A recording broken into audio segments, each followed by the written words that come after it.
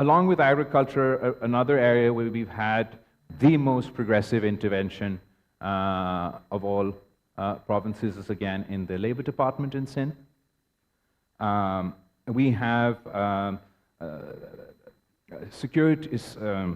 this social security support from the federal government, from the provincial government. There's a devolution debate around that, that already applied to our public sector workers. What we've done in the province of Sindh is introduce the Benazir Mazdoor card, which is the labor card, and opened up our social security net to the private sector and to the self-employed, who can now pay in themselves and join our Benazir Mazdoor card program and receive all the support that public sector workers receive in sort of times of death, times of marriage, healthcare emergencies, and this is a process that we hope to continue to encourage and expand. We're also proud of the fact that we're the only province to raise minimum wage 6 times in a row, and we've cut child labor by 50% in the province of Sindh. So when we took over the official statistics, it was that we were at 20.6%. We've managed to bring it down to 10.3%. Labor rights legislation right now. Amongst the labor rights legislation, 16 laws, 18 rules, etc. The main thing I want to, one additional thing I want to mention is that we not only acknowledge agricultural workers as part of the workforce, we were the first to pass the Female Agricultural Workers Act back in the last provincial government, and the first ones to acknowledge women's contribution, which is the largest in our agriculture sector. Energy is a big area for the province of Sindh. We were the first to add megawatts to the national grid, first through renewable energy, wind energy. We have a 50,000 megawatt wind energy corridor. Acting President Yusuf Raza Gilani, when he was the Prime Minister of the Pakistan, was the first to inaugurate our wind energy project in the province of Sindh, and so far we have 1,845 megawatts of wind power that we add, and 150 megawatts of solar power. We have another 1,875 megawatts of wind power in the pipeline, and another 1,150 megawatts of solar power in the pipeline. We're really leaning in to green energy and alternative energy within our province, particularly because the energy infrastructure is so unreliable, it's so expensive. There are areas in the province of Sindh that still face 16 to 18 hours load shedding, so we're trying to encourage in every way we can less reliance on traditional energy infrastructure and a move towards solar energy. We've had a big push for the solarization of public buildings. In partnership with the World Bank, we've also been targeting Benazir income support beneficiaries to provide them with solar systems. So far, we've distributed 200,000, and we're looking going forward to distribute 275,000 more to the families of the most needy.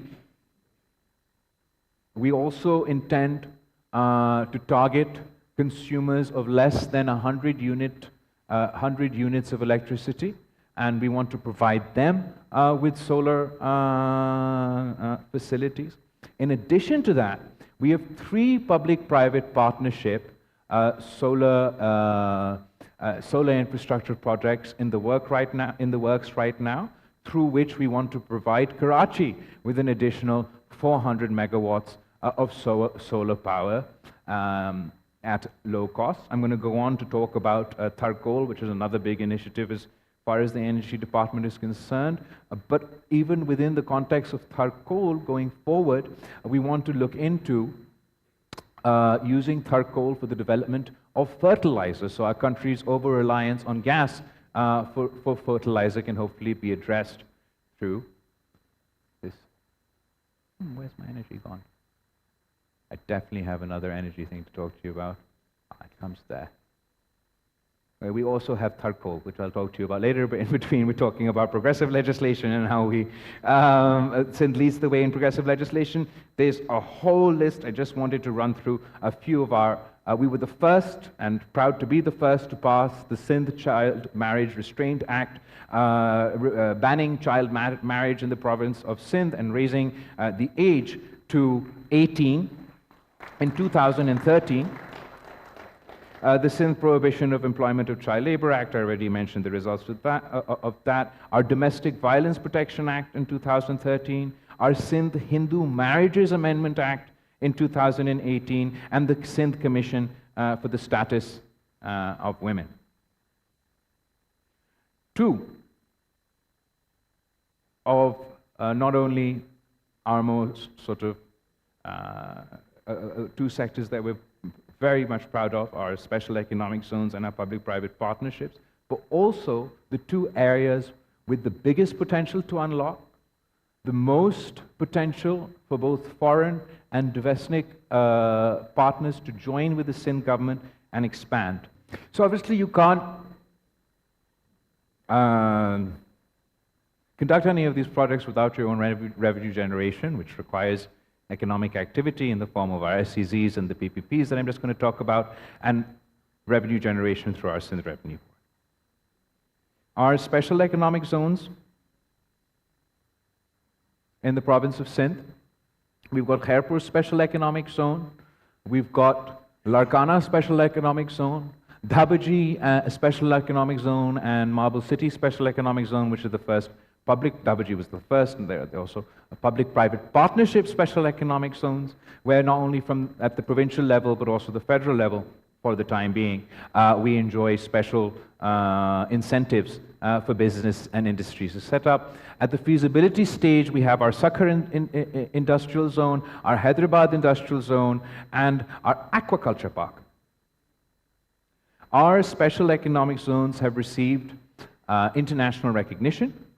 This is from the Financial Times. They had a magazine that did the FDI intelligence report for Global Free Zones of the Year 2025. And the best industrial zone, both globally and regionally, were highlighted, chosen, and then they had like a runner-up everywhere. So as you can see, the Global Industrial Zone of the Year winner was ZPE Zone, and the highly commended, or the runner-up, Global Economic Zone is Jebel Ali Free Zone. For the Middle East, the winner is Jebel Ali Free Zone, etc. For the Asia-Pacific region, the winner of the FDI Global Free Zone of the Year 2025 was the Freeport area in Bhutan. But the runner-up, or the highly commended Special Economic Zone, is the Khairpur Special Economic Zone. And these are our Khairpur Economic Zone, which is probably nearly saturated now, but our Larkana Industrial Zone has infrastructure, has space.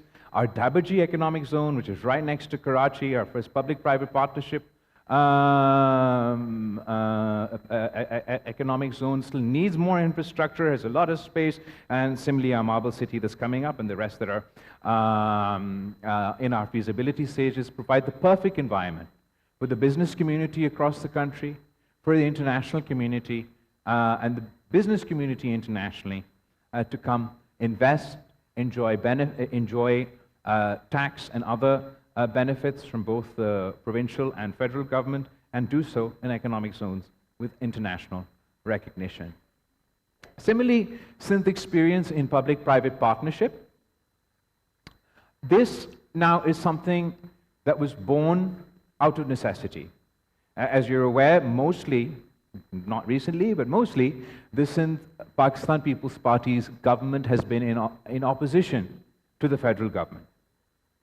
In 2013, we were in opposition at the national level, but in government in the province of Sindh. In 2018, we were in opposition at the national level, and we were in government in the province of Sindh. And all our media friends over here will be well aware that we'd have a consistent complaint about the receipts or the provincial funding for the province of Sindh, and sort of the lack of support that we were receiving from the federal government in the form of PSDP projects. We had the least out of any other province, and as a result, and our specific sort of federal transfers.